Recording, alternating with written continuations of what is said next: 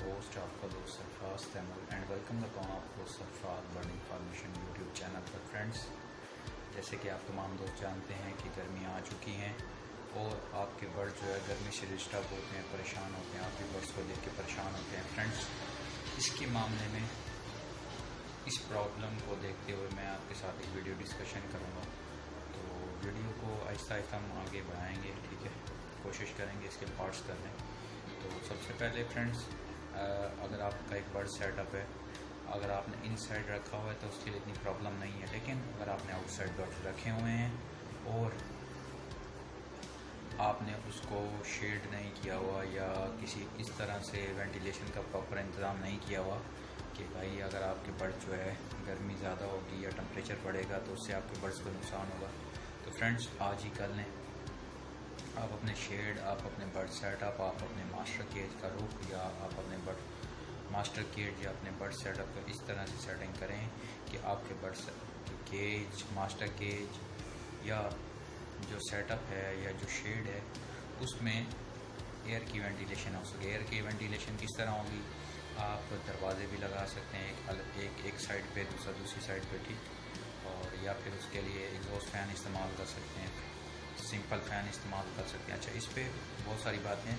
कुछ दोस्त air cooler इस्तेमाल करते हैं और कुछ दोस्त नहीं करते, तो ठीक है फ्रेंड्स, मैं आपको एयर कूलर रेकमेंड नहीं करूँगा। मैं भी आपको फ़ैन इस्तेमाल करने का कहूँगा कि आप एग्जॉस्ट फ़ैन लगाएं और फ़ैन लगाएं और हो सके तो वेंटिलेशन का ख्याल रखें। क्रॉस वेंटिलेशन होगी तो आपके बर्ड्स का इंशाल्लाह जो टेम्परेचर और बेहतर रहेगा। उसके बाद फ्रेंड्स, सेकेंड नंबर पर आप अपने बर्ड्स को इलेक्ट्रोलाइट्स दें। इलेक्ट्रोलाइट्स क्या हैं? इलेक्ट्रोलाइट्स बहुत ऐसी चीज़ें जो कि आपके बर्ड्स को गर्मी में, जो आपके बर्ड मुंह खोल के हाँफ रहे होते हैं, सांस ले रहे होते हैं, वो नहीं लेंगे, इंशाल्लाह सेट हो जाएंगे। फ्रेंड्स, इलेक्ट्रोलाइट्स बहुत सारी हैं, महंगी भी हैं, काफ़ी दोस्त हैं जो अफोर्ड कर सकते हैं। बहुत सारे दोस्त हैं मेरी तरह या जिनका बर्ड सेटअप छोटा है, भाई अफोर्ड नहीं कर सकते, तो आप सिंपल इलेक्ट्रोलाइट्स भी यूज़ कर सकते हैं। सिंपल इलेक्ट्रोलाइट्स क्या हैं?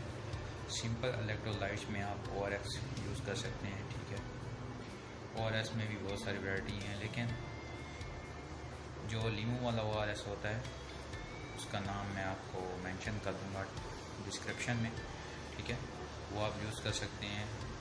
ऑरेंज वाला यूज़ कर सकते हैं, जैसे मैंने आपको पहले बताया, मैंने उसका नाम मेंशन कर दूंगा, जो बहुत ज़्यादा बेस्ट है सब बाकी कंपनियों में इस पर, ठीक। और फ्रेंड्स, लीमू, असल लीमू, एक बड़ा लीमू आप 1 लीटर पानी के अंदर, एक बड़ा लीमू है तो उसको आधा करके 1 लीटर पानी के अंदर इस्तेमाल करें, और अगर छोटा लीमू है तो उसको पूरा इस्तेमाल करें 1 लीटर पानी के अंदर पे। फ्रेंड्स, ये भी आपके नेचुरल इलेक्ट्रोलाइट्स बन जाएंगे, ठीक। उसके अलावा काफ़ी सारे दोस्त हैं, उनके देसी टोटके होते हैं, वो अपने बर्ड्स पे दूसरी चीज़ें अप्लाई करते हैं। बहुत सारी चीज़ें होती हैं फ्रेंड्स, हर बंदे का अपना तजर्बा, अपना एक्सपीरियंस है भाई, ठीक है। मैं किसी से खिलाफ नहीं करता या मैं किसी के ये नहीं कहता आप ये नहीं ये करो। तो फ्रेंड्स देखें, जो चीज़ें मैं बता रहा हूँ, ये जो लीमू वगैरह मैं बता रहा हूँ, ये मैं अपने बर्ड्स पे अप्लाई करता हूँ, ठीक है। उसके अलावा फ्रेंड्स, धनिया, पुदीना वगैरह तो आप वैसे भी देते हैं, लेकिन पुदीना ये एंटीसेप्टिक है, एंटीबायोटिक है, ठीक है। ये भी आप अपने बर्ड्स को एज इलेक्ट्रोलाइट्स यूज़ कर सकते हैं। वो किस तरह, आप इसको काट के भी ले सकते हैं, ठीक। और फ्रेंड्स, आप इसको क्या करेंगे कि इसकी जो टहनियाँ होती हैं वो रात को पानी के अंदर भिगो दें, 5-7 टहनियाँ पानी के अंदर भिगो दें 1 लीटर पानी के अंदर, ठीक। सुबह वो पानी जो है आप अपने बर्ड्स को दे दें, इंशाल्लाह इससे भी आपके बर्ड्स को फ़ायदा होगा। फ्रेंड्स, ये जो तरीके हैं ये बड़े आसान और ईजी तरीके, अगर इंशाल्लाह आप इस पर अमल करेंगे और आपके बर्ड इससे बहुत बेहतर। फ्रेंड्स, आपने एक और चीज़, सफाई का ख़ास ख्याल रखना है, ठीक है, अपने बर्ड्स की केजेस की। और थर्ड नंबर पर फ्रेंड्स, जैसे कि आप तमाम लोग जानते हैं, गर्मी भी है और बहुत सारे इलाकों में भाई बारिशें हो रही हैं, तो बारिश की वजह से आपके बर्ड्स में हबस बन सकती है या पानी जा सकता है, तो उससे बैक्टीरिया पैदा होते हैं। बैक्टीरिया या ना भी पैदा हो तो फंगल इन्फेक्शन पैदा हो जाते हैं, जो कि आपके बर्ड्स को नुकसान पहुँचा सकते हैं। उससे आपने अपने बर्ड्स को किस तरह बचाना है? फंगल इन्फेक्शन से बचाने के लिए आप अपने बर्ड्स की केजेस की सफाई का खास ख्याल रखें, ठीक।